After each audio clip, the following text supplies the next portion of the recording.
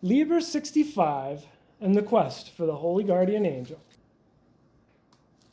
Tonight, I'm going to be speaking about a mystery that every serious initiatory tradition, both East and West, places at its center. Slide.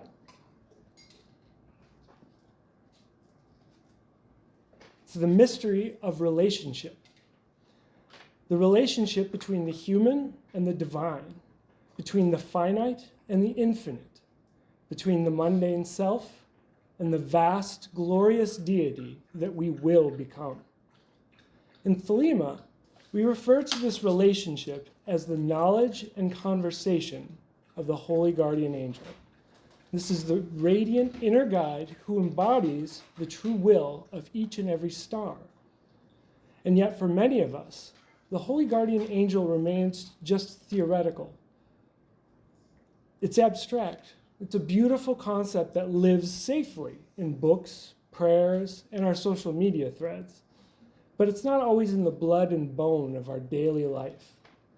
The purpose of this talk is to bring that mystery closer. Tonight, we're going to explore Aleister Crowley's Liber 65, Liber Cordis Cincti Serpente, the book of the Heart Girt with the Serpent. This text is a devotional roadmap toward that sacred union. We'll look at a brief history and the meaning of the Holy Guardian Angel, a few academic perspectives on its development, how other traditions speak of the inner guru and the Buddha nature, the structure and mystical psychology of Liber 65, how its 5 chapters can be read as a journey through the outer order of the AA, and especially Bhakti, the current of love, surrender, and devotion that runs throughout this text. We're here to enter a conversation. So let's begin with the broadest frame. What does the great work really intend to do? Slide.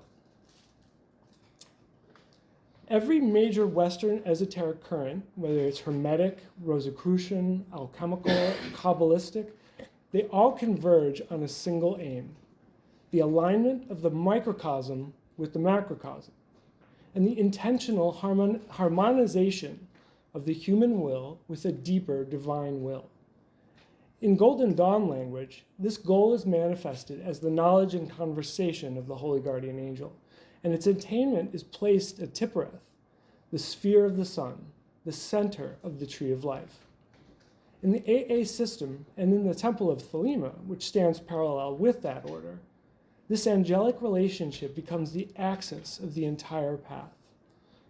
The outer order work, the 4 initiatory degrees of 110 through 4-7, prepare the personality and the many fragmented elements of that psyche for a breakthrough that manifests in Tiphereth, marking the transition from Adeptus Minor to Adeptus Major. In Bota and the related Hermetic Kabbalistic currents, the same reality is framed as the rediscovery of the higher self, or inner genius, the indwelling divine intelligence. So Crowley did not invent this idea. He inherited it, and he made it a pivotal achievement in his curriculum, which he called the crown of the outer college. He took the medieval Abremelin model, which takes months of retreat, culminating in the final knowledge and conversation. He took the Renaissance notion of the Daimon as a personal link to the divine, the Golden Dawn doctrine of the angel in Tiphereth, and he recast them in a new formula, his Aeon of the Child, which he made accessible through his ritual text, the Liber Sabec. J. Daniel Gunther, commenting on this, describes the great work as the full conscious realization of the solar self, that point in each individual where the finite touches the infinite. The Holy Guardian Angel became the mode through which the Absolute is experienced in any particular life. It becomes the avatar, the vehicle through which the self can begin interacting directly with the divine. So, from the start, let's be clear. Our aim in the great work is not just to accumulate degrees or get good at rituals. The aim is evolution. And we do that through cultivating this relationship. The aim then is knowing and being known by that deepest, most radiant aspect of the self, which we call the Holy Guardian Angel. So before we dive really into the text of Liber 65, I want to set a foundation for understanding the Holy Guardian Angel in both history and experience. Slide. First, let's talk about what the angel is not. It's not a spirit guide. It's not the New Age, choose your own spirit animal kind of thing. It's not your pleasant imaginary astral friend. It's not merely a symbol or a Jungian concept. It's definitely not a fragment of the ego, flattering itself with divine titles. The angel is far stranger and more complex than that. From a Thelemic perspective, the Holy Guardian Angel is the transcendent aspect of your true self, the point where your individuality touches the timeless. It is the mode of the absolute as experienced through individual consciousness, which means it's not the absolute, but rather it's a way that the absolute appears to us in our lives. It's your future self, not bound by linear time. In one sense, the angel is who you will be if you advance on this path. In another sense, the future self is already real, and it's calling back to you through the Holy Guardian Angel. It's a star in the heart of every man and every woman, the living embodiment of our true wills. The angel is a fully functional, independent consciousness that operates from its own perspective in its own reality. It is at least as though it were a separate identity, out there, distinct from you. And finally, the Holy Guardian Angel is a paradox. It's both the self and the other. It is the mystery of non-duality. This is an ontological claim. It's not just poetic language. What's more, there is a real and even deeper level of our being that is already dwelling in perfect, divine, full illumination. The angel is but a radiant step in the process of reaching that fully enlightened self. The Holy Guardian Angel is the means to interface with that level. Our goal is to establish an interface with it. Slide. So let's explore a few historical and academic notes to help ground this concept.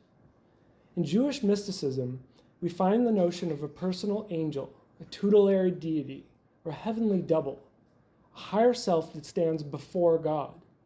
Scholars like Gershom Scholem, Abraham Abulafia, and Moshe Idel discuss these currents, especially in earlier Merkava mysticism and through the Kabbalah.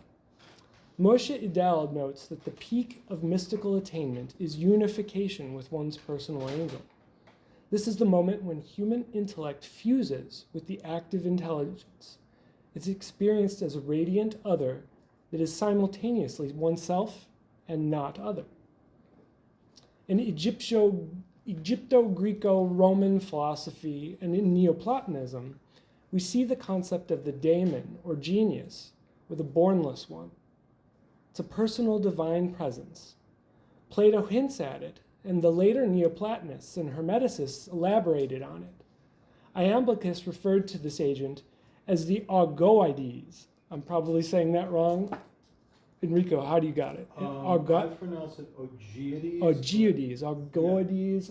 I asked a Greek guy, and he gave us an even harder to pronounce. Yeah. So, whatever. Augoeides. I'll go with that. Renaissance magicians like Ficino and Agrippa reconfigured this daemon as a higher aspect of the soul, an intermediary between man and God. And we can also see it as the guide of Dante. Throughout the Divine Comedy, first he has Virgil, then Beatrice, and finally Saint Bernard as his guide through the different circles of hell, purgatory, and heaven. Oh, wow. Your angel could be like a big dog with a... He could be. A little, some cognac. What I heard, even Cerberus technically means spot. So, In the Sacred Magic of Abramelin the Mage, which was finally written down in Germany in 1450, MacGregor Mathers, who actually translated it from the French in the 19th century, in that text, The Sacred Magic of Abramelin the Mage, the Holy Guardian Angel becomes explicitly the center of the magician's work. And this process of gaining a relationship with the Holy Guardian Angel takes months. The extended ritual operation culminates in that knowledge and conversation. And this phrase, knowledge and conversation, wasn't really coined until the Golden Dawn made use of it, in the late 1800s. But that text, The Sacred Magic of Abramelin the Mage, it became profoundly influential for the Western esoteric tradition. And the book, it includes both the process of gaining knowledge and conversation, and then it has a whole series of operations and projects that you can engage once you have that knowledge and conversation. So in that sense, it becomes a grimoire, but it's really not operational until you've gained this kind of divine persona in one way. So when Crowley speaks of the Holy Guardian Angel, he's drawing from a long lineage, and he didn't just create a brand new thing. He does, however, insist that it is both an individual being, and at the same time, it is not separate from the self. So this both and is really an important paradox. And we find that this is where we start to get a taste of non-duality. Something can be both is and is not, and actually a sum of more than those things all at the same time. Slide. Oh, yeah. So now we're going to turn eastward and look at the inner guru and the Buddha nature. In Indian Vedanta and Hindu Tantra, we find the idea of the Atman, the self. And this concept, it matches with what's called the Ishtadeva.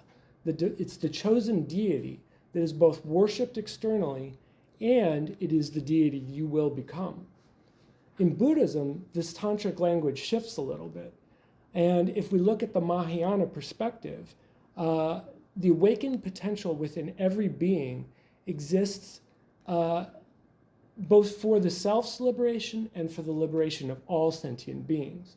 So this dilation of purpose becomes really key with the Mahayana Buddhist perspective. The Tibetan traditions also speak really a lot about the inner guru. And this is an ultimate teacher that resides inside. The idea is that outer gurus are there to help guide you to find your own inner guru. And once you have a connection with the inner guru, the outer guru is kind of superfluous at that point. So, this is really quite similar to what a lot of the AA, the Golden Dawn, all of these Western initiatory systems talk about, where you're working with an outer system until you can connect to your inner guru. And the Holy Guardian Angel becomes your guide once you enter that level of development. So Vivekananda, who spoke, he was a Hindu practitioner, he spoke in his text, the Bhakti Yoga, about devotion, not as just a sentimental weakness, it's an intense love for God. And he stressed that the highest bhakti is ultimately directed toward the divine self. The beloved and the lover are ultimately the same. The path of love treats them as two until the heart realizes non-duality. And that's very close to what we're looking at in the West. So we cultivate an I-thou relationship fully, deeply, and passionately until we realize that the thou is actually I. So Crowley gives some really good notes on the practice of bhakti in Liber 175, Liber Astarte. He refers to that text as the book of uniting himself to a particular deity by devotion. Slide. In order to gain the knowledge and conversation of the Holy Guardian Angel, Crowley worked with that text, The Sacred Magic of Abramelin the Mage. After some attempts with this operation, though, he chose to create his own method for attaining the knowledge in conversation. That's Liber. In this text, he re-engineered an ancient Greek ritual called the Bornless Rite, or the Headless Rite, which appears in the Greek magical papyri. The ritual was initially meant for exorcism and for commanding spirits. However, Crowley radically changed its purpose, its structure, and its whole philosophical framework, making it a method of invocation of the holy guardian angel, no longer for just spirit command. Crowley understood that the holy guardian angel is not merely a psychological archetype. It's the innermost divine self, the Daimon. It's a personal link to the absolute. He shifted the Bornless Rite, the functional level, from magical authority over external spirits to the internal transformation and mystical union. And he structured Liber around the 4 quarters of the magician's sphere of consciousness. Each quarter is invoked to dissolve limitations and bring the magician into union with their angel. The ritual is meant to be repeated daily. It's not a single dramatic performance. It becomes a discipline. It's not an occasional or a one-off conjuration. Crowley regarded this text as the proper ritual for adepts in the AA, aiming to establish the knowledge and conversation with their holy guardian angel. He believed that everything below Tifereth is preparation. Knowledge and conversation with the holy guardian angel is the true initiatory threshold. Liber is meant to punch through that threshold. Crowley absolutely believed in the same attainment as the Abramelin operation, but Abramelin takes 6 to 18 months, depending on which tradition you're reading it from, and it involves extreme withdrawal from society. It requires a domestic life condition that most modern practitioners can basically never attain. So Liber was designed to be portable, repeatable, adaptable to modern life, and more immediate. It's meant to replace months of ascetic isolation, with highly charged, repeated, direct daily invocation. Crowley wanted a ritual for the city magician, not for the hermit. Crowley considered the practitioner of the eon of the child to start off akin to Harpocrates, an infant and pre-sexual being. The practitioner becomes Horus the adult by seizing the wand, harnessing and directing one's creative potential. By gaining knowledge and conversation of the holy guardian angel, one emerges into spiritual puberty. In Liber the holy guardian angel declares, "The heart girt with the serpent is my name." So we can see that this ritual is the actual vehicle, and Liber 65 is a map of where that vehicle is taking us. Slide. So we're going to talk about this chain of consciousness. It's how the angel actually speaks to the individual. Now, I've been talking about the holy guardian angel as a real independent consciousness, not merely a poetic way of describing our higher function. From a Kabbalistic perspective, that's really important, because the angel is not just my best me or my higher values. The angel is a fully operational being on its own level, and we are the ones making ourselves suitable and ready to be introduced to it. One helpful way to picture this is this chain of transmission, running down the tree of life, from Kether all the way to Malkuth, through the different levels of the psyche. It's important to understand this tree is merely a model. There's not one single concrete blueprint. It's just something we adapt to help ourselves understand things. So something really, really important to understand here is that the tree of life, each sephira of the tree of life can contain another tree of life in of itself. We can view what we're going to be talking about tonight as one tree. That tree exists in Tifereth. So the important concept is that the holy guardian angel on the tree, the way I'm going to talk about it, is placed in Kether. But this Kether actually functions as the Kether of Tifereth. And so this is just a nested process that's part of a much larger process. The fractal nature of the tree is really a key thing to understand throughout all of Kabbalah. Slide. So this is the tree we're going to be working with. And as I said, this whole tree can kind of be seen as existing in Tifereth at number 6.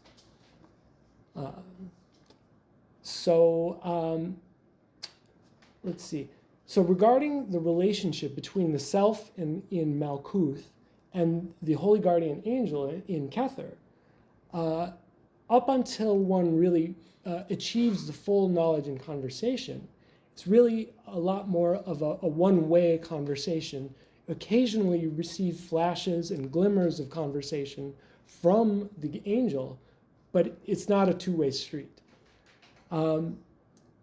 Once one has really mastered Tifereth and initiates beyond that level, one then really enters into a dialogue where the holy guardian angel will actually respond, and you can have a question and answer kind of dialogue. We're going to save questions to the end. This is the tree within Tifereth. That's right. That's okay. right. Sorry, and you can see. I just want to make sure I was on the right. Yeah. You can see each sephira as having a whole tree. Right. And as you remember progress, you said that, yes. you're going through each stage. Sorry, just want to make sure I was on. No problem. No. On the same page. Let's see. Sorry. So what happens when we achieve the Kether level of Tifereth? We're not actually in a final union with the holy guardian angel. We've entered into a conversation with it, and that allows us to then proceed up the tree to the next stages. So let's do slide. So when we're talking about this chain of dialogue, Kether at the top of this process is the actual holy guardian itself, the holy guardian angel itself. And from this position, we can see it as a non-dual higher self that is capable of communicating to us, and that really is part of the goal of where we're going. Sorry, here we go. You could say that in Kether, the angel already is a completed, fulfilled pattern of your being. There's nothing in progress. There's only a complete, radiant self that is there in truth. But we're not ready to actually digest and be able to commune with that level yet. So that's why we go through this initiatory process. The angel itself speaks down the line. Slide. The angel speaks down the line through the tree. And the relationship with the holy guardian angel is what we gain by mastering Tifereth. The purpose of this explanation, though, is to understand that Kether is a non-dual realization of that conversation. We're not actually becoming the angel yet. We become that angel when we cross the abyss and actually attain full enlightenment. It's a slide. So when the angel itself in Kether is communicating with us, that comes down the line through Bina. And in Bina, we find the magister level. This is the master of the temple, and this is where the neshama is located. This is the intuitive understanding that is at the heart of our own intuition. It is a much deeper knowing that the psyche holds. It's not the chatty mind. It's not the inner dialogue. It's the valley spirit of the Tao Te Ching. It's something that has an ability to know intuitively, that rises without argument, without discussion. This awareness resides on the other side of the abyss, and so it operates beyond the level of just the personal identity.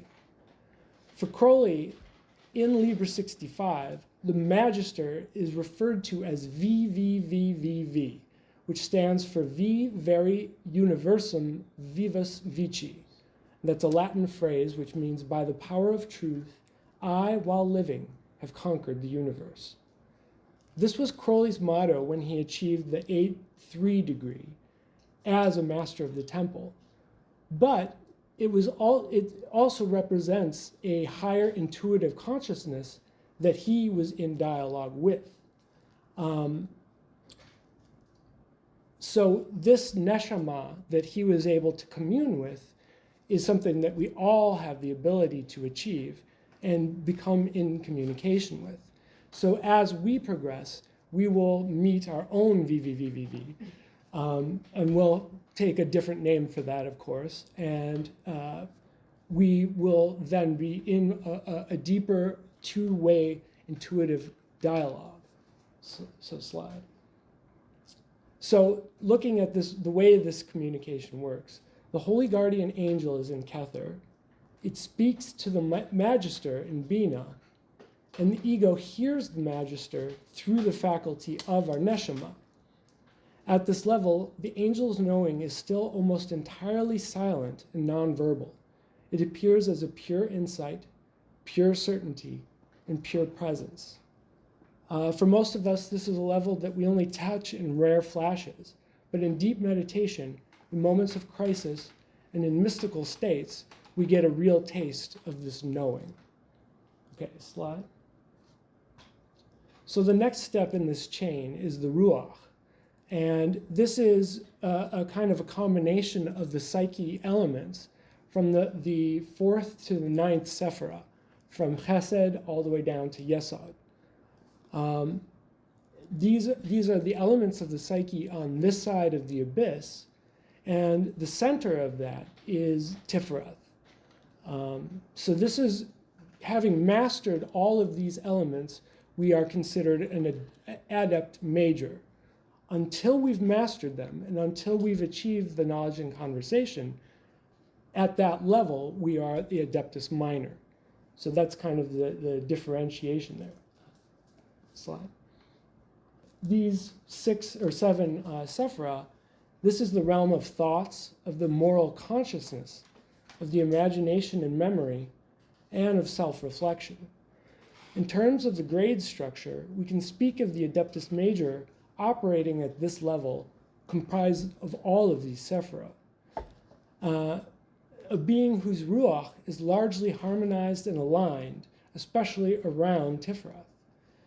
It's also called an inner or outer adept versus major and minor, depending on whether you've made this achievement, had the attainment of the knowledge and conversation. Slide. Which Sephirah is at the top?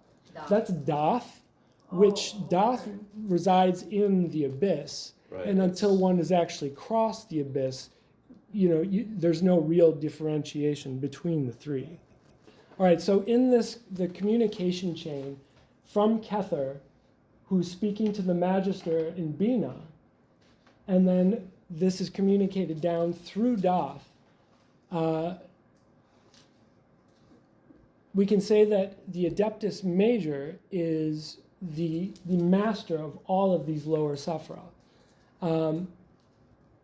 And in this realm, the information coming from the Neshama is translated into the insightful thoughts, clear moral orientation, symbolic images, and guiding ideas that come from our deepest aspiration. It's as if the angel's pure light comes down into the Ruach, and there is split by the prism of the Ruach into colors. And this is something that we can actually work with the pure light of the holy guardian angel is not really attainable or understandable to the lower psyche. So we'll cover more of that momentarily, but slide. So in Tifereth, at the center of the Ruach, this Tifereth is the heart and is the sun of the tree and of the psyche. And it's here that the conscious reflective will exists, and it is something that the Adeptus Minor works to attain. So this is where Liber 65 is most at home. The book is almost like an Adeptus Minor's diary of learning to live from this Tiferethic center. And as we draw ever closer to establishing the unimpeded relationship with the Holy Guardian Angel, we come closer to becoming the Adeptus Major. The Adeptus Major, or an inner adept, has attained the full knowledge and conversation.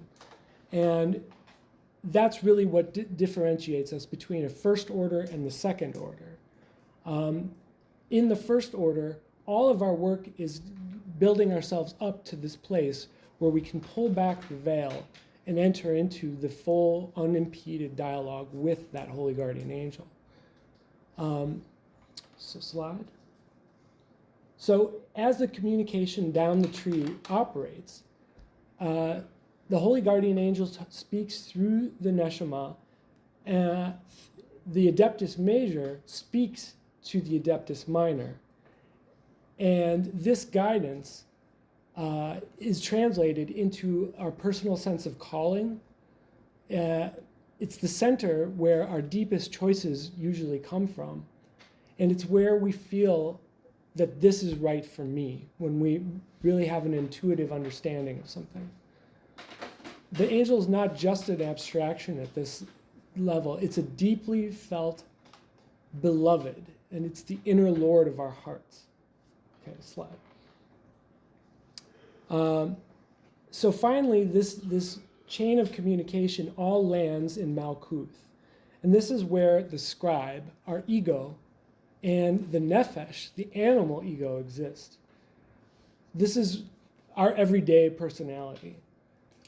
The figure of the scribe, who is the one who records, articulates, and enacts things in Liber 65, is our outermost identity. The nefesh is the vital animal soul, and this is where our most instinctive body identity is located. Slide. So coming down the chain, the Adeptus Minor in Tifereth is able to speak directly to the scribe, and this is what becomes the kind of garbled transmission that started with the Holy Guardian Angel in this level of Kether. This is, So the key points to this chain is that each of these layers operates at different levels of psychic refinement. The angel in Kether dwells and knows unity. The Neshama in Bina receives the message as intuition. The Ruach rephrases it as ideas and symbols. Tifereth experiences it through calling and devotion. And the scribe turns it into actual words and actions, often clumsily and imperfectly. So if somebody says that their angel told them something, this has made its way all the way down the chain, and by the time it reaches the scribe, it's a flattened, filtered version of what was initially an incredibly pure signal. But this must happen in order for the ego to be able to receive it and to work with it. In initiatory systems like the AAA, as the candidate works their way up the tree in degrees, they take on new aspiration names or mottos, and these identities work functionally at each one of those levels. We can see the development of successfully more refined identities emerging as one initiates higher and higher. And those names represent the functional identity that deals with that level of the psyche. So as one progresses, those identities are not thrown away. They're not obsolete.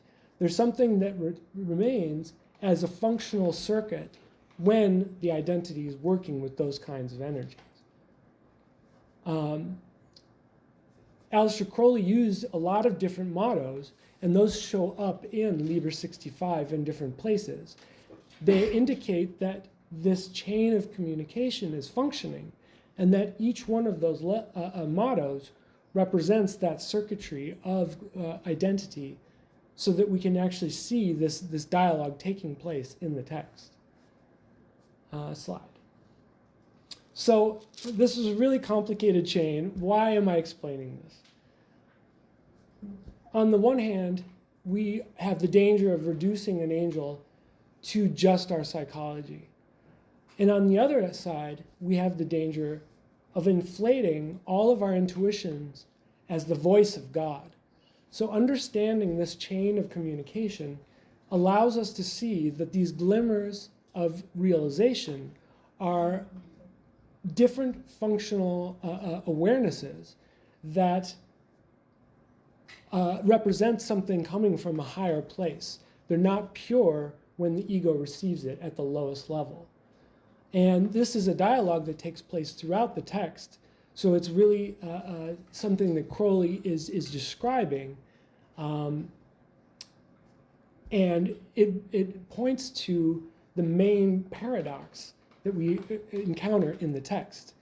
That is the angel as an independent, totally individual consciousness, and as a hidden part of the self. And as I said before, understanding that non-duality is really what the great work is undertaking. So what Liber 65 aims to do is help us cultivate our connection to each one of these levels.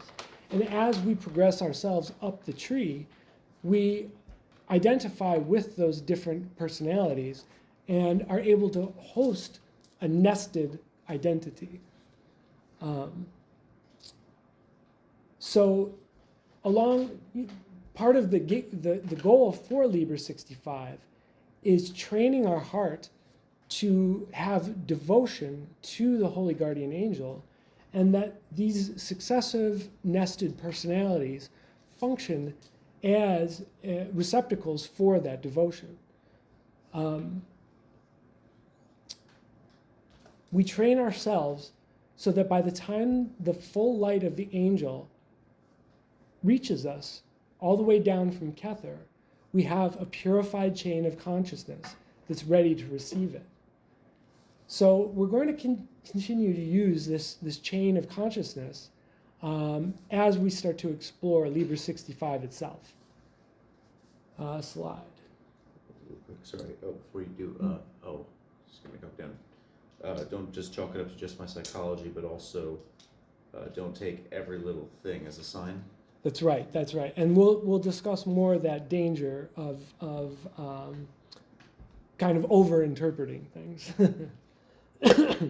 So why is knowledge and conversation with the Holy Guardian Angel so central?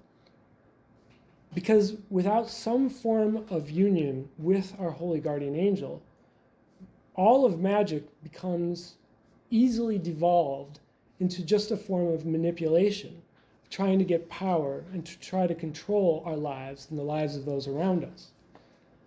Knowledge and conversation helps us avoid sliding into escapism, where we can dissolve our identities into a vague oneness without any clarity of purpose. This allows us to sidestep and try to avoid the ordeals that we face as we progress, instead of actually embracing them. Our psychology can become a closed feedback loop, which endlessly processes the personality without a deeper reference point if we haven't identified that Holy Guardian Angel. This can elevate our own neurosis into a perception of divinity. So our lives can become completely misaligned if we don't establish a relationship with the Holy Guardian Angel. And even though we can be successful outwardly, without identifying and becoming harmonious with our true will, we will never truly evolve. So the angel itself becomes like an inner compass that orients every action toward the true north of our will. Knowledge and conversation is not about becoming perfect in the moralistic sense. It is about becoming receptive to a deeper mode of awareness. When, the unrefined ego imitates, whereas the holy guardian angel illuminates. Part of the great work is learning to tell the difference between these. And if we remember that the whole chain that we just traced from Kether to Bina down through the Ruach, Tipreth, and into the scribe, we can say the more clarified each level becomes, the more clearly the angel and his light can travel down through that chain. Without clarifying each level, that message can become distorted by fear, fantasy, and by habit. So we're going to take a moment to just contemplate. Slide. So close your eyes for just a moment. This is, no, it should be one more. Slide. This is it, yes. All right, close your eyes. So take a moment. Think of a time in your life when something that you know you needed to do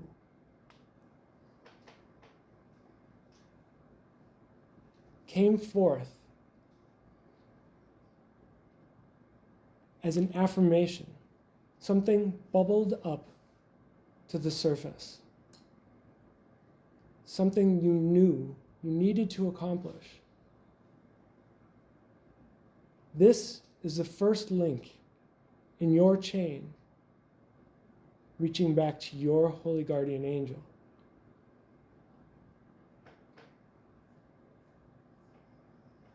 Okay, you can open your eyes. Can it be something like having to get into that college and then you did with honors? Does that? You tell me. I don't know. It's just where my mind is. So next slide. So as a practitioner on the path of initiation, we need to be brutally honest with ourselves. Progressing up the tree, we initiate into higher degrees as our spiritual identity matures. Spiritual orders that confer these initiations have a general framework of the requirements and accomplishments that are tested in order to judge whether the candidate is ready for the next step. But progressing up the tree is not a game. It's not a social institution. It is the cultivation and maturation of our own mental organism that is the topic at hand. Having fulfilled a list of requirements and tests does not automatically mean that the candidate is ready for the next step. This is where we must be uncompromisingly true to ourselves. The ordeals that we face at each degree are actual realizations, the making real of specific unions in our psyche that are necessary for the health and evolution of our organism. We must constantly ask ourselves, have I integrated the lesson of this degree? Am I truly ready for more? By bypassing the realization of each degree, we are basically building our temple upon quicksand. There's no way to cheat when it comes to our psyche. And equally important, as we develop in this process, we have to make ourselves suitable to guide others through the same minefield. So now we're going to really get into the text itself. And if you can keep that chain of communication at the forefront of your mind, we're going to see that mirrored in kind of the holographic, fractal nature of this text, if I can use those terms. Excuse me. So, Liber cordis cincti serpente, vel LXV sub figura ADNY. Oh yeah, slide please. That's the book of the Heart Girt with the Serpent. This text was received by Crowley between October 30th and November 3rd, 1907. I actually reread the whole text just on the anniversary of that, and I suggest doing that. There's something in the air that makes it more receptive, I guess. This image, the heart surrounded by the serpent, the nature of the text.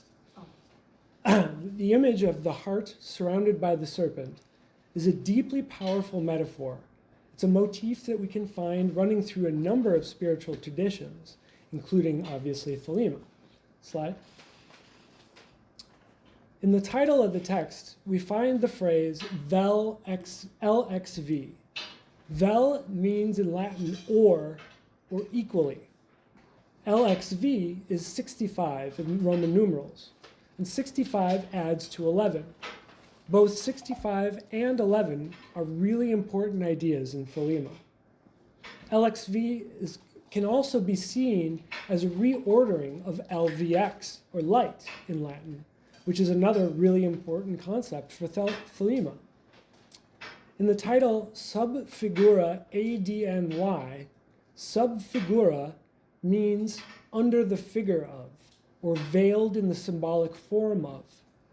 ADNY is printed in Hebrew characters on the title page, which means Adonai in Hebrew, my Lord.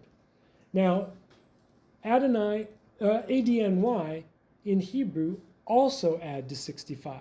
So we see a really important theme coming out here. And while we could make a whole discussion just on the term Adonai, we were studying that together recently, and we could do days of presentation just on what Adonai means. But for this presentation, the important thing to remember is Crowley uses Adonai as shorthand for the Holy Guardian Angel. Slide. Liber 65 is one of the Class A holy books of Thelema. These texts, Crowley said, were received, and he was merely the scribe. These texts can be seen, These texts can be seen as analogous to terma in the Tibetan tradition, which are a type of texts that were received directly from enlightened masters. And these texts were either actually discovered, hidden in caves or under special rocks. Sometimes they were received in the same way as the holy books as a kind of a received text. And sometimes they operate as almost like a download of a huge amount of information that the yogi is suddenly completely aware of. I've found it really helpful for me to understand the holy books as terma, as received from enlightened masters. If you don't have a background in Tibetan tradition, then that's probably not so helpful. But the Class A texts as received texts are something that Crowley said you couldn't even change the nature of a letter in the way that they were received. So they're usually respected as the word of the enlightened itself. And I try to use the texts, I don't step on them, I don't put my glass coffee on it. I try to use it as though the text itself is the embodiment of enlightenment. Regarding the Class A texts, Crowley said, the prose of these books, the chief of which are Liber 65 and Liber 7, is wholly different from anything that I have written myself. It is characterized by a sustained sublimity of which I am totally incapable.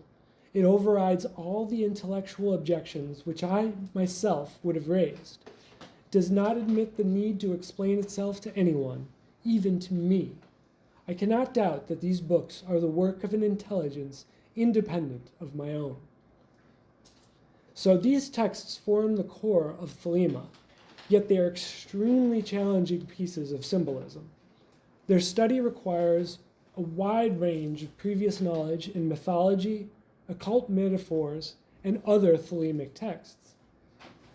Working with them is a long-term project, making them more than just commentaries on the great work. Studying them is the great work itself. In Liber 61, Crowley mentions that these texts he received from VVVVV. So that's both a motto he took for himself and a consciousness he respected as independent of himself. He admonished his readers, beware lest you interpret them either in the light or in the darkness, for only in LVX may they be understood. Of course, LVX is light in Latin, but he's talking about a much higher light than the dark and light kind of duality. Slide. Crowley received these Class A texts, for the most part, in two big bursts. First, he received the Book of the Law in Cairo in 1904. That was a bit of a different standalone kind of experience.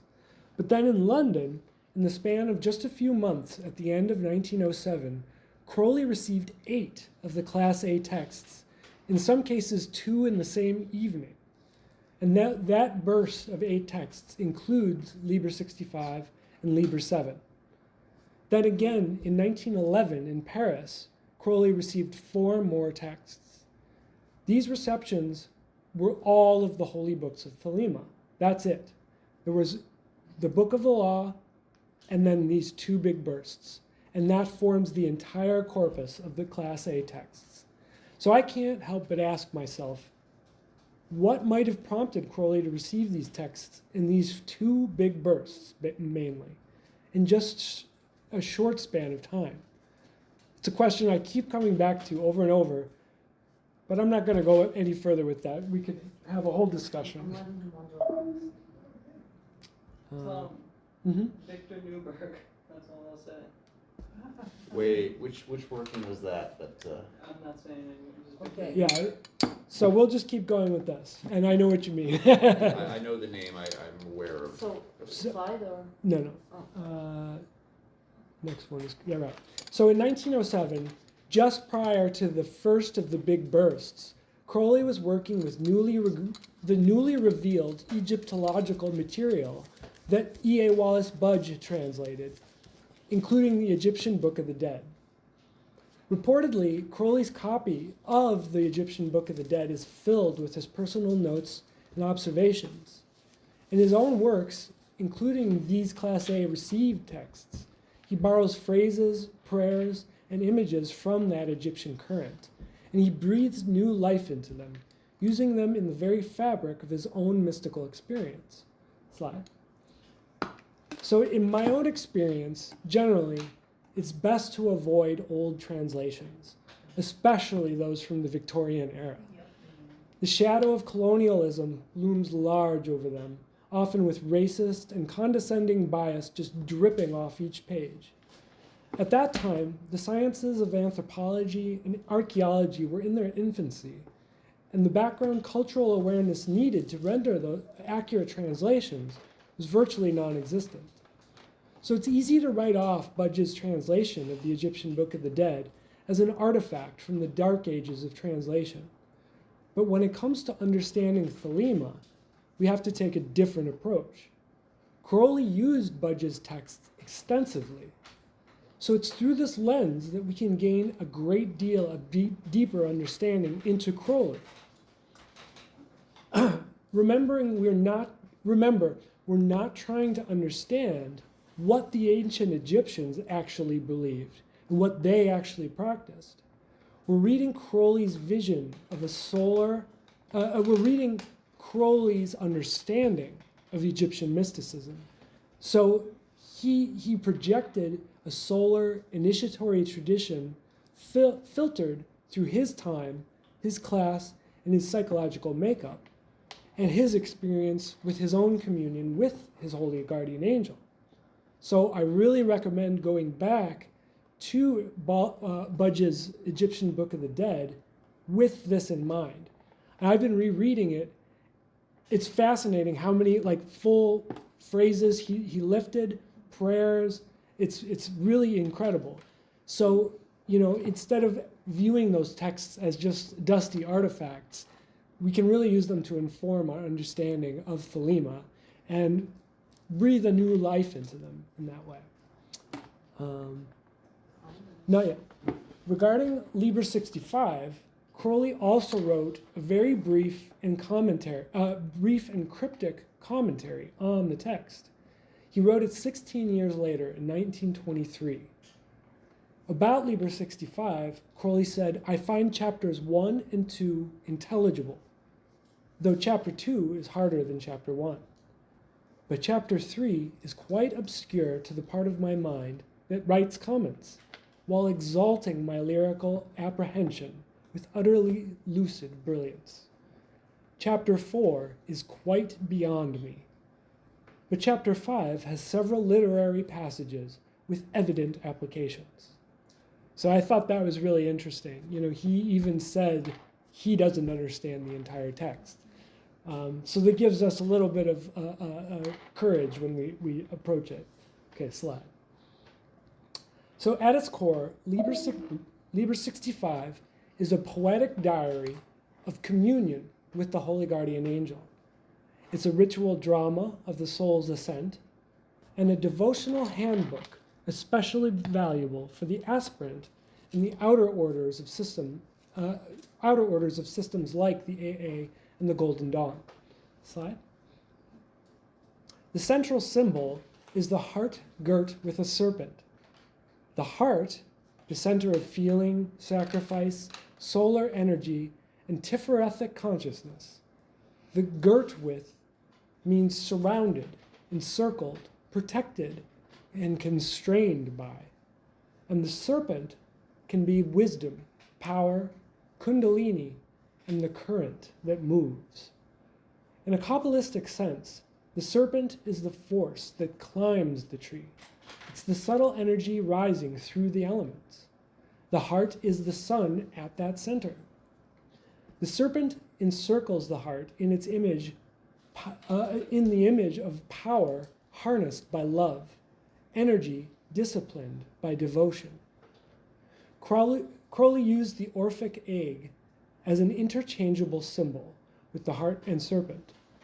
Whether it's an egg or a heart wrapped in the serpent, the two elements together, the egg and the heart, egg and the serpent, represent non-duality. The Orphic egg is the womb of the cosmos, the unbroken unity from which light, duality, and consciousness explode into being through the process of initiation. In simple language, Liber 65 is about what happens when raw spiritual power rises, winding itself around the being and winding itself around a being's heart, and that heart says yes. Slide. So the structure of this Sephirothic journey, Liber 65 consists of 5 chapters, each containing 65 verses.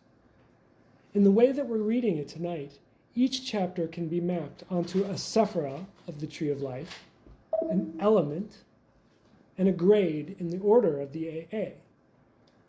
Liber 65 becomes an exquisite mirror and a map for that gradual ripening of bhakti, of devotion, and inner alignment that develops on this journey. You can also hear behind this 5-fold structure that same chain of consciousness that we spoke about earlier. Malkuth and the Nefesh waking up, Yesod and Hod engaging with the Ruach, Netzach, the inflaming of the heart, and Tifereth consciously communing with that which manifests as the angel via the Neshama, hearing what it has been saying from Kether all along. We're going to proceed by walking chapter by chapter up the tree, watching the relationship with the Holy Guardian Angel unfold, and watching each link in the chain informed by deepening devotion. Slide. So in chapter 1, we begin with Malkuth, the element of earth. This is the world of embodiment, of density and confusion, distraction, and yet it's also the world of the first awakening. Here is where we find the structural elements of the disc suits in the Tarot. Chapter 1 starts with a crucial self-description. I am the heart, and the snake is entwined about the invisible core of the mind. Already here in chapter 1, we're speaking from the heart, not as an abstract intellect. The serpent is already present, entwined about this hidden mind. It is not a story where nothing spiritual exists until a big enlightenment event. The serpent has always been there, but now it is finally felt. Throughout this chapter, we find a dialogue in the communication chain which we previously described as the holy guardian angel Adonai speaks directly with the magister VVVVV, and they speak with the scribe. So these characters actually present right away, and this chain of communication is part of the narrative. This is why we have to understand that whole chain to understand who these characters are, and they recur throughout the rest of the text. I missed, who is the magister? The magister is in Bina, is the Neshama, the VVVVV. And so that's, kind of the final of the supernal three that can communicate across the abyss into the, as that works its way down the chain. So in this chapter, there's an allusion to a path all the way up from Malkuth to Kether, and there's a motif of a river of Amrit, or holy nectar in Sanskrit. And there's talk of a boat being constructed to travel upon this river. This metaphor returns again and again throughout the text, so we can see this boat being built is another way of talking about the forging of the knowledge and conversation.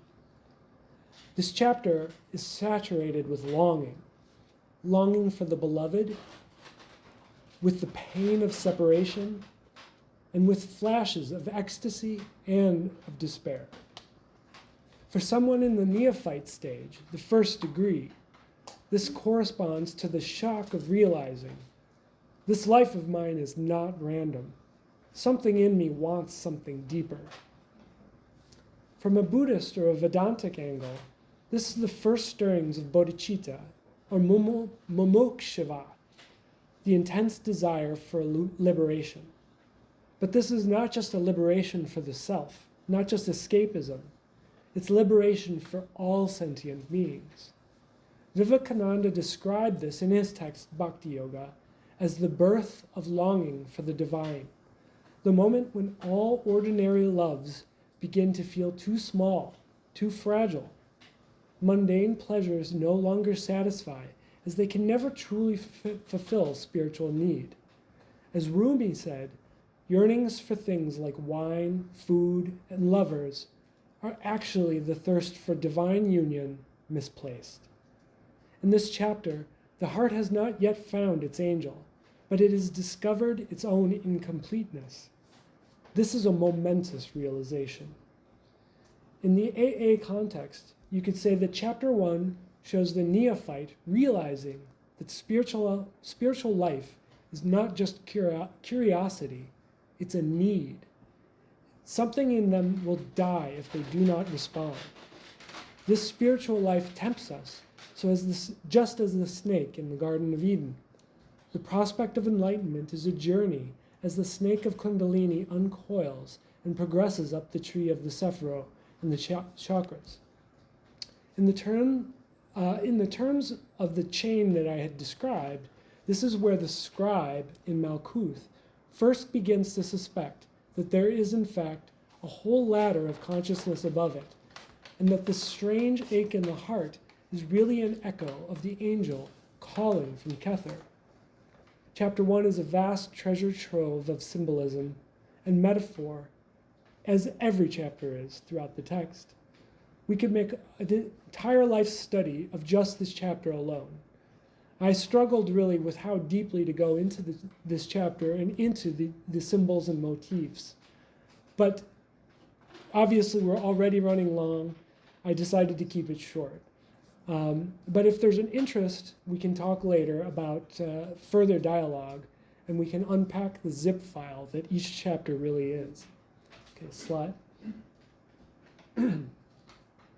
So in Yesod, from Malkuth, the journey rises to Yesod, the foundation, the lunar, reflective, and psychic Sephira. Here lies the subconscious scaffolding behind the curtains of waking consciousness and the conceptual tools of the sword suit in the Tarot. The breath of the soul is felt here, the air element that vivifies the shells of ideas. Chapter 2 of Liber 65 is lunar in texture. Images arise and fall like dreams. The language becomes more fluid, erotic, and visionary. The holy guardian angel appears not as a stable, known presence, but as a shimmer, reflected in symbols and visions.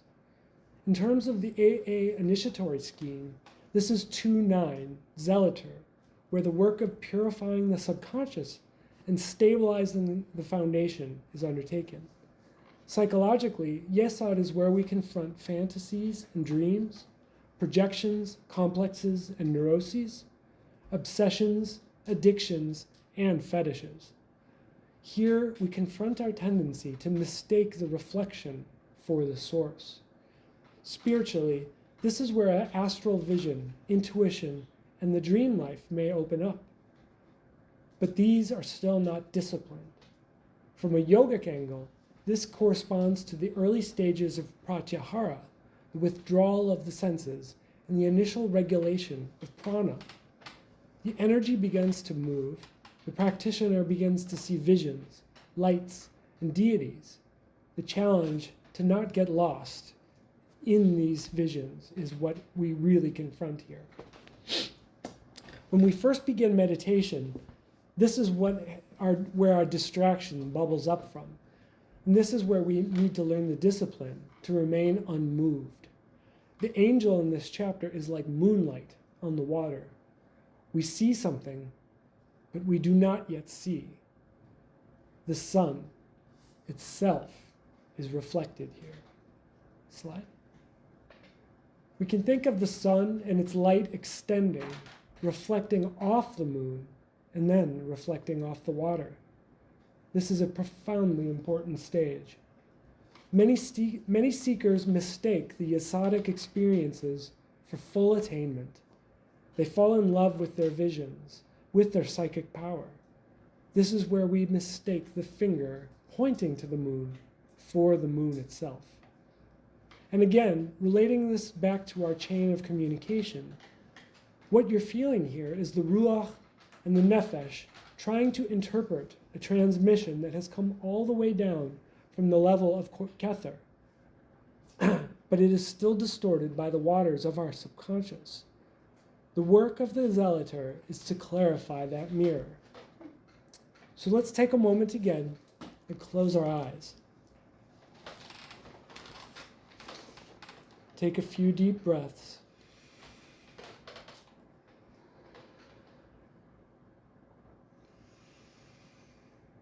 And consider, in your own practice, have you ever fallen in love with reflections, with visions, with dramas, with beautiful feeling? Can you feel the difference between this and the quiet core of your deep, silent self? The witness. Calming these waters and listening to that deep silence is the work we do here.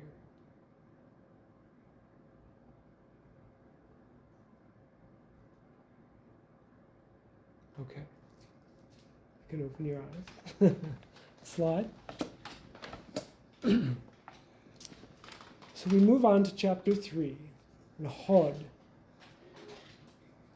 In Hod we find Mercury, the sphere of the intellect, of analysis and language.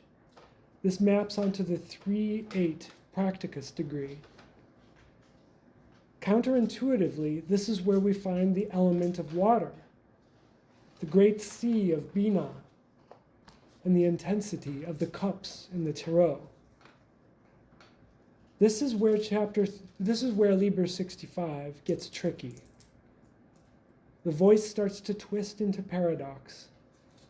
The language glories in its own failures. We get verse after verse that seems to say, yes, and also not that. This is Mercury at full speed. The mind is on fire with insight, but it begins to discover that the angel cannot be pinned down with concepts. This is where Liber 65 feels like it has been reading the profound Indian philosopher Nagarjuna or Zen koans. In Vivekananda's Bhakti Yoga, he points out that the intellect can purify devotion, clarify it, remove superstition, but intellect can never replace devotion. At some point, love and surrender must take over where thought fails. In this holistic, watery awareness, we must emerge on the other side of Hod. And this is why water is the theme of this degree. We see here that the aspirant uses all the tools of Hod, symbolism, ritual logic, and theology, but every time they think, I've understood the angel, the text pulls the rug out from under them. The angel remains other, elusive, overflowing every concept. As the first sephira that strays off the middle pillar into the pillar of severity, we begin to see the failings of dualistic thinking. The non-duality we are aiming for in Kether is always something bigger, something more than 1 + 1 = 2.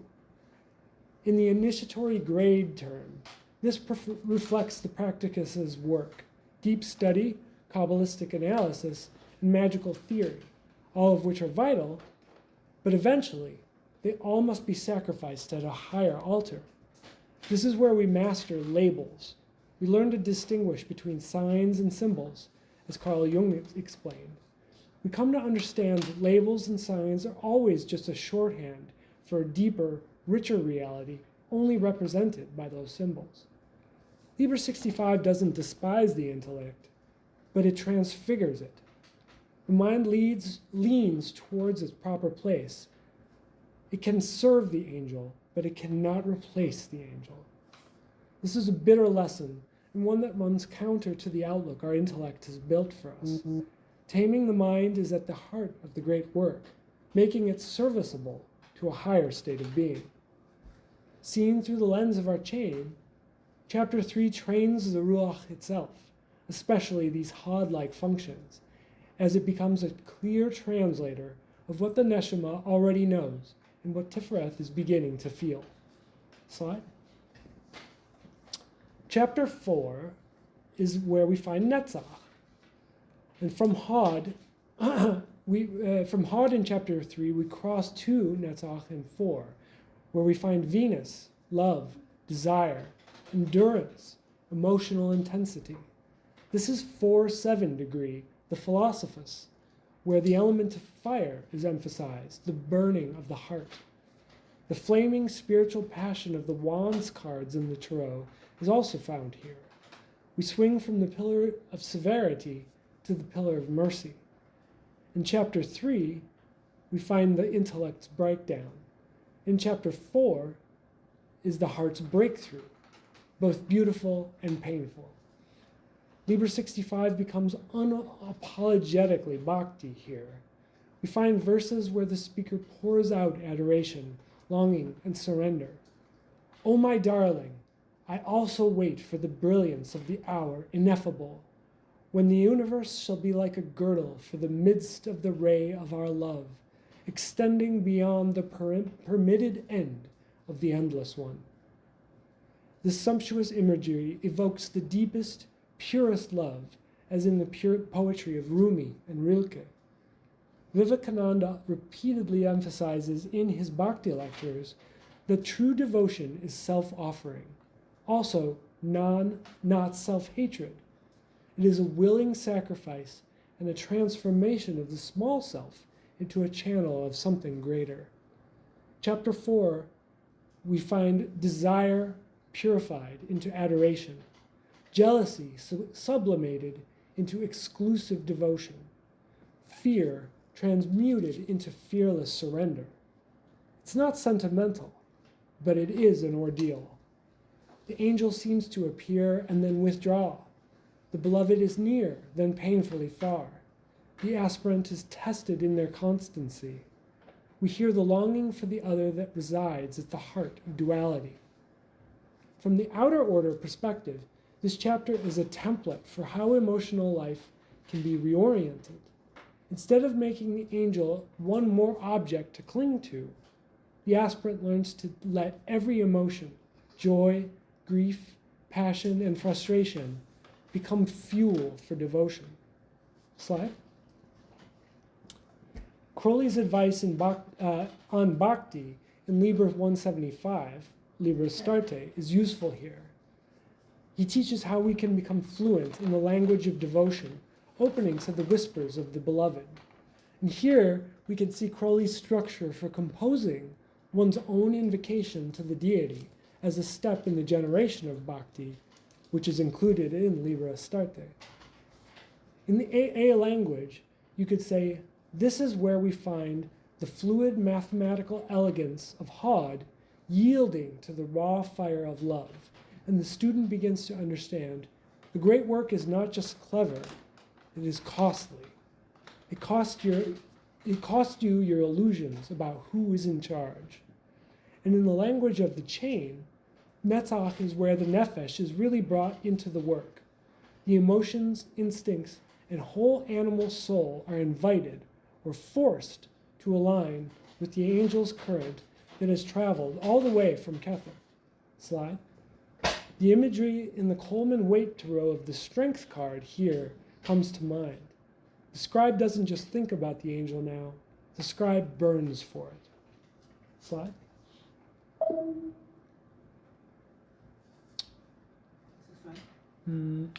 Yes. All right, so take another moment to close your eyes. Take a few deep breaths.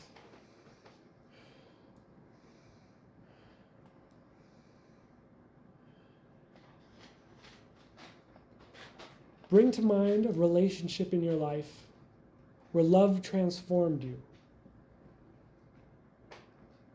where loving someone forced you to grow. Surrendering,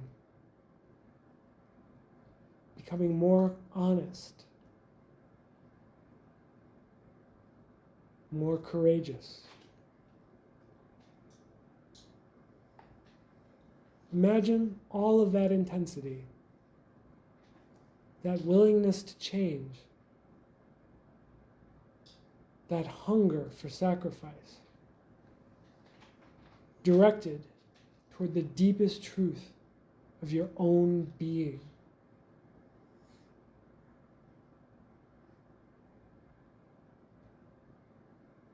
That hunger for your own holy guardian angel. This is the flavor of Netzach in Liber 65. Love as a fire that burns away everything that is not truly you. Okay, you can open your eyes. Slide. Finally, we reach Tiferet, the sun, beauty, the heart of the tree, the center of the Ruach. This corresponds to 5-6 degree, the Adeptus Minor, which is the classical locus for the operation of gaining knowledge and conversation of the Holy Guardian Angel. As I mentioned before, the degrees and labels for this stage depend on whether the candidate has achieved the actual knowledge and conversation or whether they're still working on it. Chapter 5 of Liber 65 is the culmination of the drama.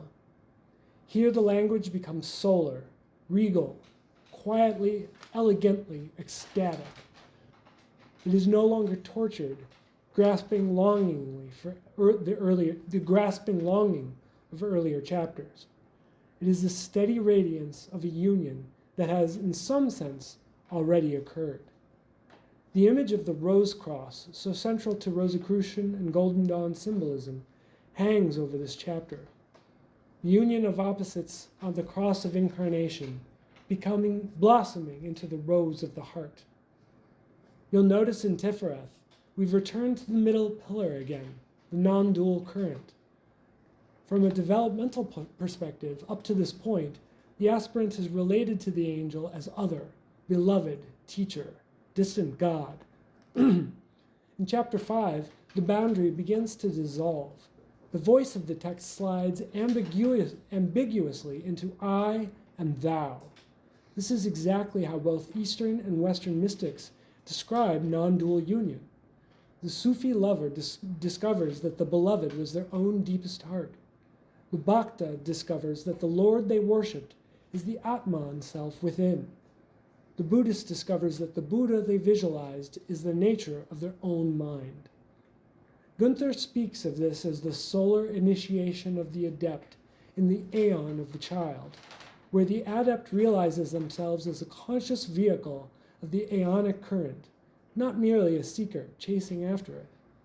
In this chapter and in this stage of the work, we find a major transition. In AA language, this is where the outer order flowers into the inner order reality, the transition from Adeptus Minor to Adeptus Major, from seeking the angel to living as an extension of that angel. Crucially, Liber 65 does not say that individuality is erased. Rather, individuality is perfected, clarified, harmonized, placed wholly under will. The personality becomes a lens which the angel's light can shine through without too much distortion. Slide. In terms of our chain, here the Adeptus Minor strives completely to attain the knowledge and conversation of the Holy Guardian Angel. And when this ordeal is completed, they master the consciousness of Tifereth and become an Adeptus Major. Their connection is finally transparent enough that the light of Kether can shine through with relatively little loss.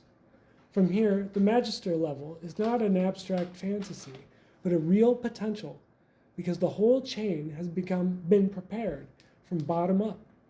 A clear channel of communication has been established, and the adept is both known and knows. The second order is entered, and now the work of bringing the Ruach into perfect alignment is undertaken. Once that work is completed, the adept prepares to cross the abyss and become a master of the temple, uniting with the Magister, Waiting, and Bina.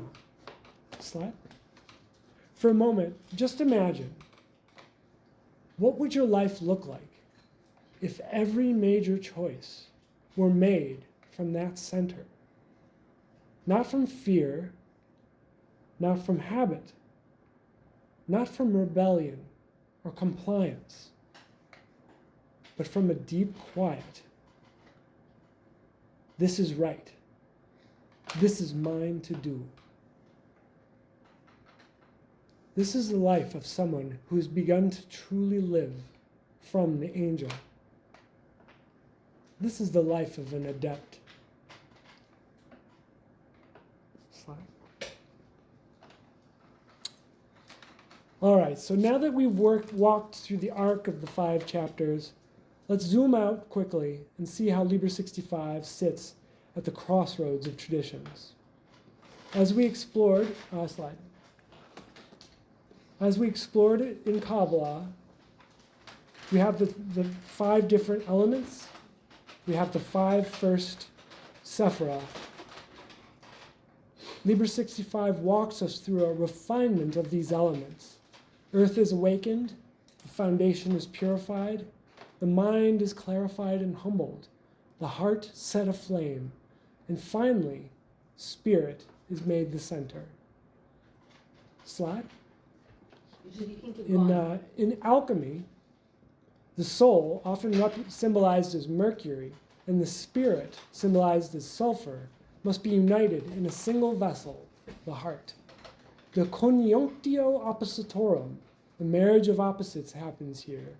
It is precisely what the angelic union symbolizes, the non-dual elixir. Liber 65 can be read as an inner poetic commentary on alchemical wedding. Slide. In Tantra, the practitioner visualizes a yidam, or an ishtadeva, an inner deity at the heart or at the top of the crown.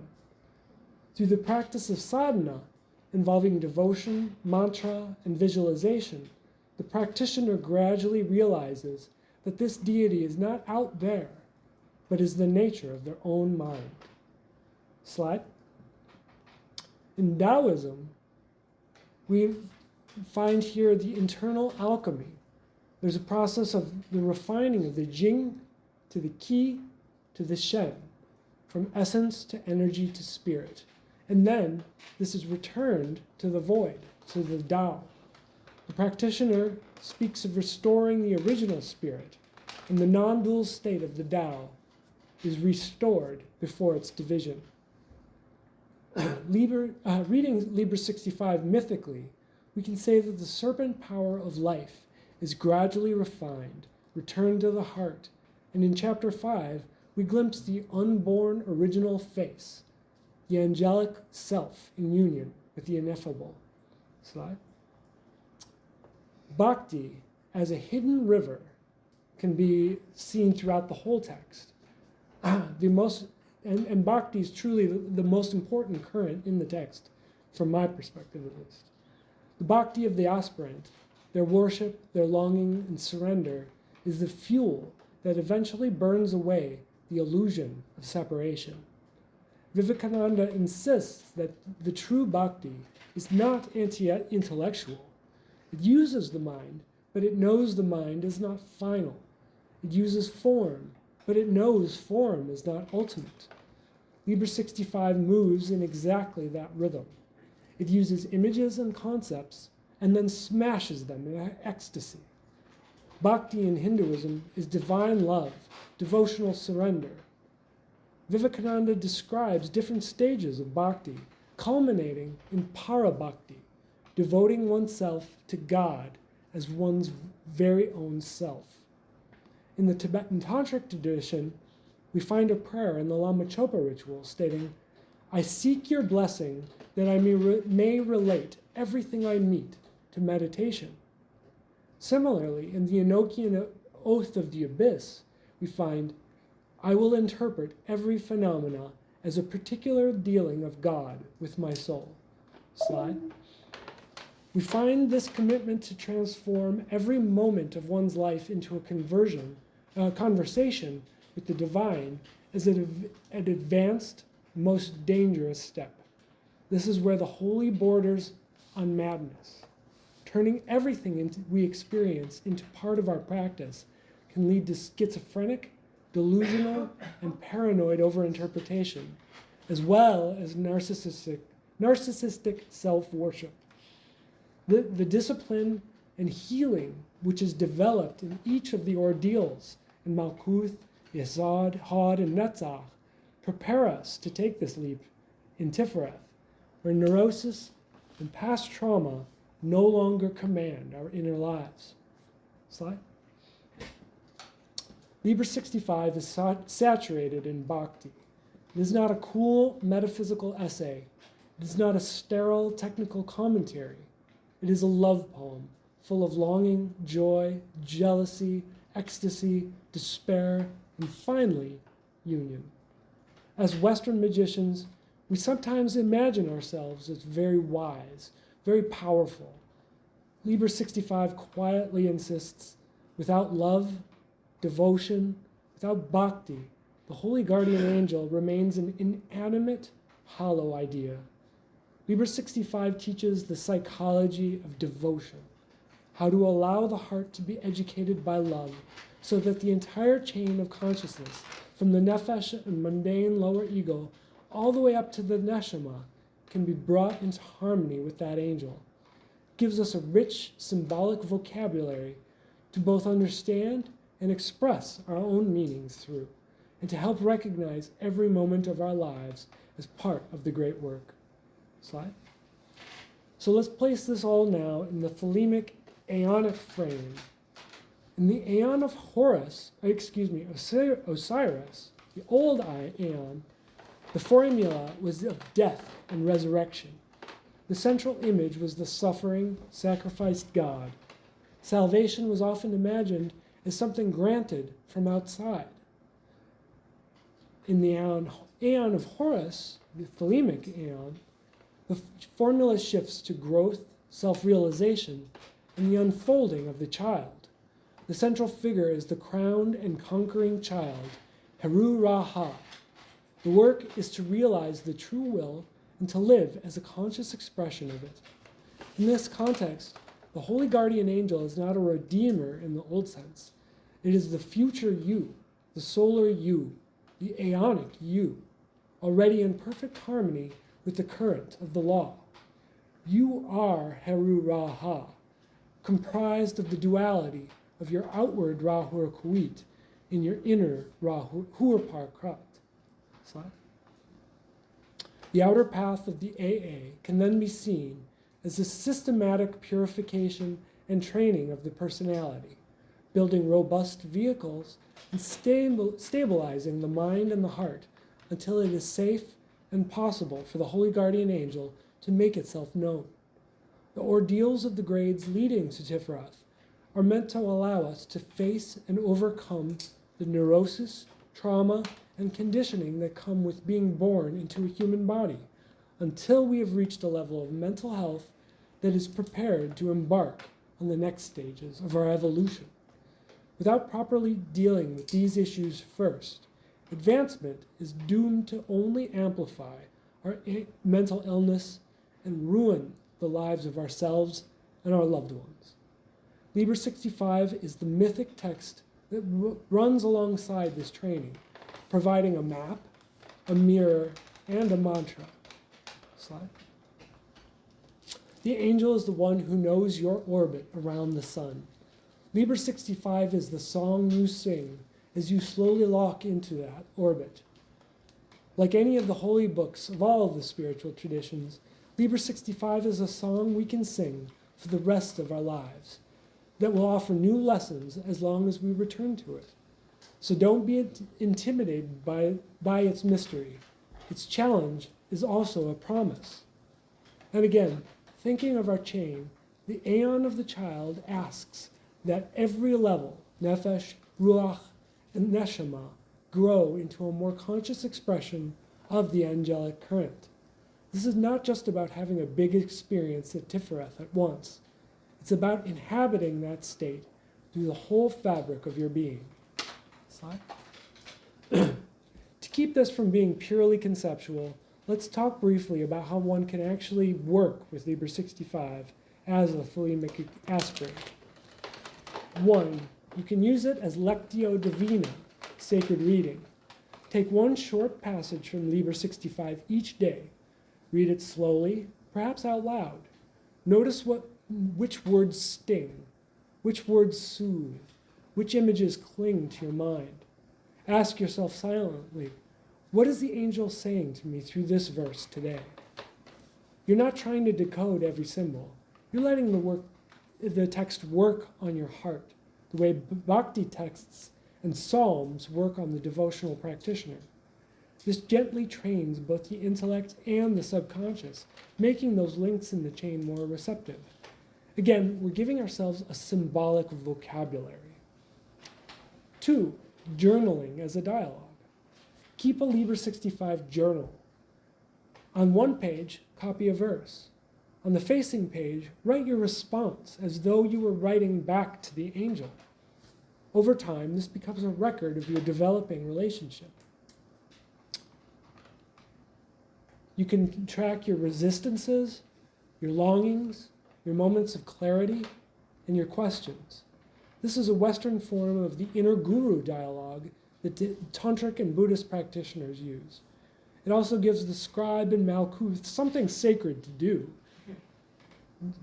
to consciously record the movement of the angel throughout your life. In this vein, you can also write out the complete text. This is a deeply powerful way to invite the book into your heart. Writing sutras is a common devotional practice in Buddhism, and I've done this a lot. I have to tell you that it's astounding, really. You begin to feel like you're friends with the text. You meet each sentence in a purely personal way, and you feel like almost owning the text. So 3, you can do heart meditation. Once a day, even for a few minutes, sit comfortably, bring attention to the center of your chest. Imagine a small golden sun there, bright but gentle. In each in-breath, imagine the light growing just a little. In each out-breath, imagine it radiating out to all beings. You don't have to label this sun the holy guardian angel, but you can allow that symbol to become the symbol of the deepest, wisest you that you share with every sentient being. Over time, this practice makes the symbolism of Liber 65 visceral, and it strengthens your Tiferethic link in the chain. If you like, read a verse from Liber 65 after each meditation, allowing it to become a vessel for the light you've just generated. 4, bhakti in action. Vivekananda insists that bhakti must express itself in action, how we treat others in service. For a Thelemite, this means acting in ways that you feel true to your will, but also with compassion and with beauty, seeing and respecting others as stars, each with their own holy guardian angel.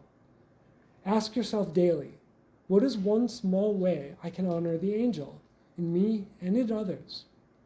It might be as simple as telling the truth when it would be easier to fabricate white lies, or choosing a brave, authentic act over a habitual one.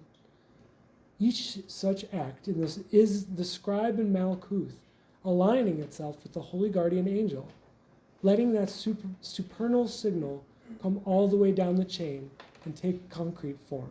Slide. So one last reflection. Just take a moment, think to yourself, if you were to treat the rest of this week as an offering to your angel, what is one concrete thing you would do differently?